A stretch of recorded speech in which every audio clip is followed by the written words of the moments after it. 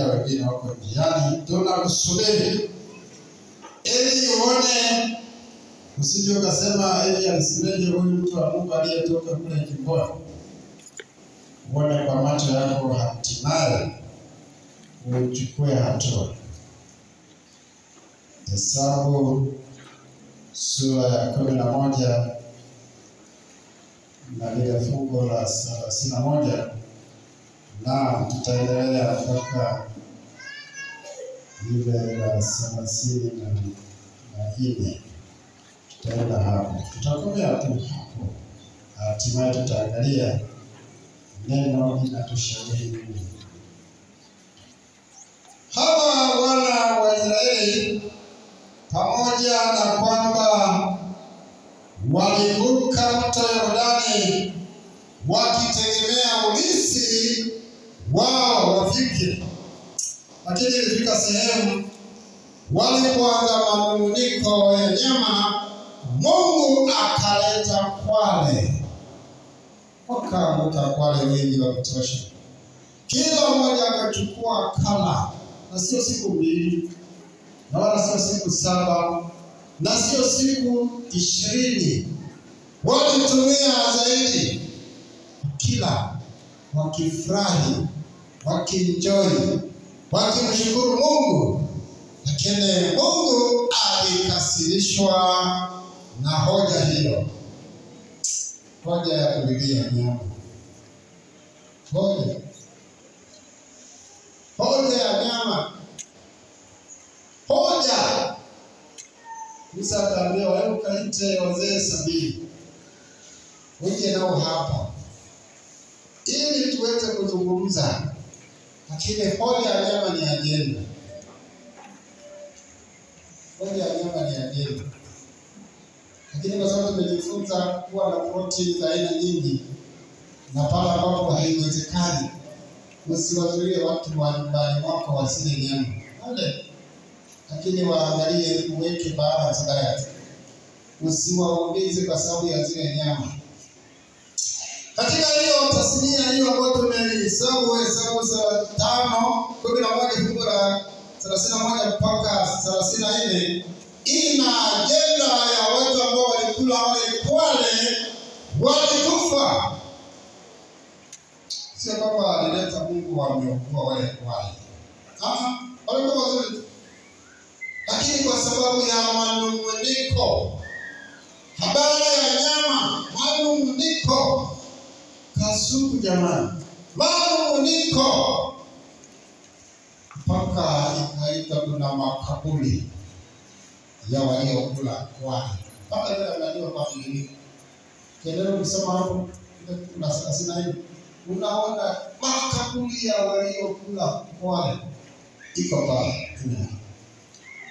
Ikionyesha kwamba manung'uniko ya ulaji ni hasara. Kuna kama serikali inatoa hata msaada bure, kwamba wale matatizo ya sukari wanapewa na sindano, wanapewa na vidonge, wanapewa na kipimo bure. Lakini serikali inapata hasara kubwa ya kumtibu mtu huyu ambaye ameng'ang'ana uhaba ya biko. Ni gharama kubwa. Watu ambao wana pressure, ni gharama kubwa. Watu wanahangaika, na wengi wanafika pale unakuta kama daktari wamechoka, ndio basi msubiri, au daktari wenu hayupo leo, kwa hiyo andikeni majina yenu mrudi nyumbani. Siku watakapokuja mnapigiwa simu, na unarudi unakichimea. Na kwa sababu ulikwenda huko kulijiingiza mwenyewe, ukawa ni adekoni, na sasa hata ile matarajio ya kulisi uzima wa milele unakuwa unahangaika, na mwisho unakufa kifo kihoho. Kufa unalia, hata kumtegemea Mungu wala hauna, kwa sababu maumivu ulionayo kilichobaki ni kilio. Jamani, mgongo wangu, jamani, kiuno hiki, miguu hii, jamani. Umuombe wasata Mungu, inakuwa ni nadra. Kwa changamoto ya wasafiri wenzangu ambao wanasafiri kuelekea mbinguni, tunakufa njiani. mpya huku, kwa sababu hiyo hatumuombe hata Mungu. Kwa hiyo changamoto ya kufika kulisi mbingu mpya na nchi mpya imekuwa ni mgogoro. Mgogoro mkubwa. Mtu kutoka Amerika kuzima kabisa hana hata kumbukumbu ya kujua kwamba yuko Mungu, kwa sababu wameumizwa na maumivu makali. Anajua kwamba ni maumivu ya daktari tu, paswa hata ubongo uondoe, labda kuna vitu vilivyoshika pale. Maana nikisikia nitafikiri nimekuwa kiganzi mgongoni na kama nafurushi. Leo una urefu tu wa futi 150.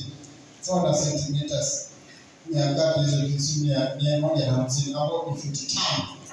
Una mzigo wa kilo 120. Hata wasema 120. 90. Hawa wataona kwa kwetu na kilo 50. Inatosha 50. Tena unakimbia na kumbia. Sasa ndio kimbia kwenda hata inamo tugeni nani tasha kuinama.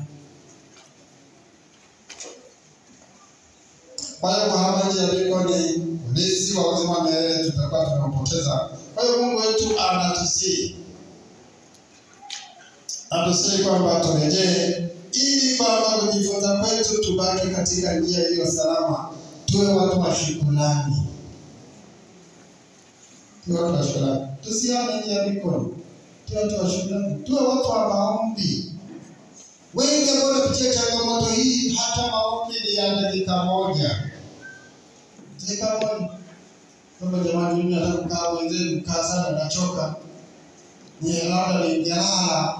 Hata ukilala, hata maombi hayapo.